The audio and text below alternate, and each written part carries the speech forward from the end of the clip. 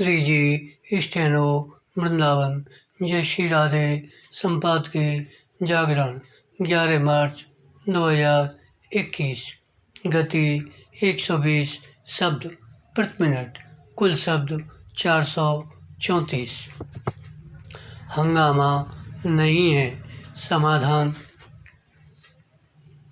Dictation प्रारंभ।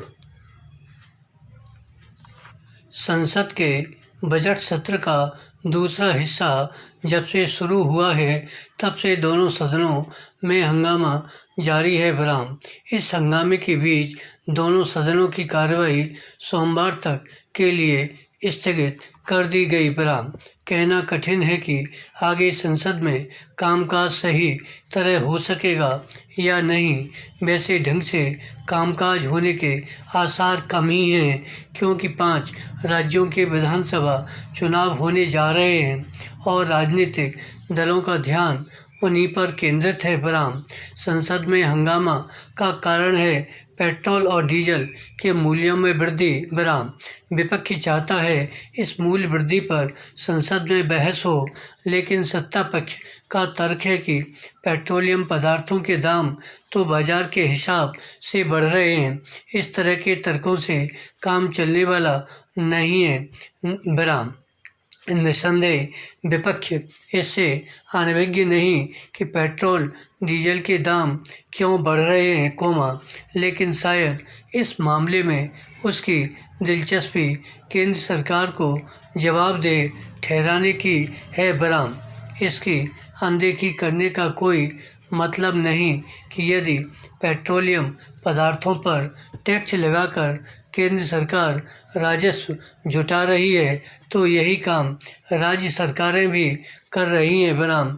यदि विपक्षी दलों को महंगे होते पेट्रोल डीजल से परेशान आम जनता की सचमुच फिक्र है तो फिर उन्हें यह पहल करनी चाहिए कि केंद्र और राज्य सरकारों के बीच बातचीत की पहल हो बहरहाल।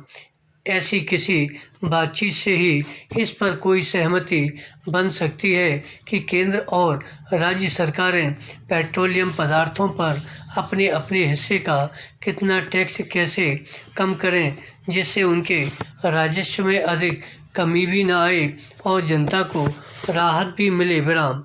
पैरा। यदि विपक्ष की ओर से यह चाहा जा रहा है कि पेट्रोलियम पदार्थों पर केंद्रीय टैक्स तो कम हो जाएं, लेकिन राज्य अपने टैक्स में कटौती न करे तो फिर यह सस्ती राजनीति के अलावा और कुछ नहीं बहरहाल।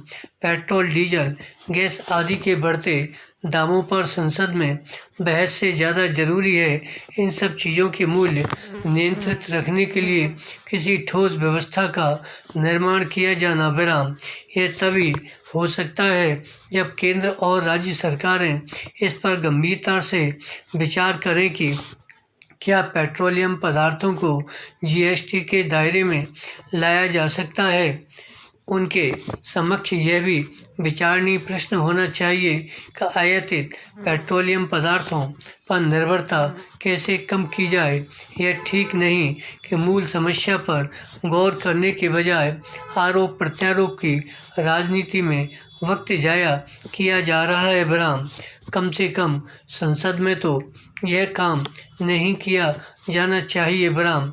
राजनीतिक दलों का काम किसी समस्या को लेकर संसद में हंगामा करना नहीं बल्कि उसका सही समाधान खोजना है। धन्यवाद। श्री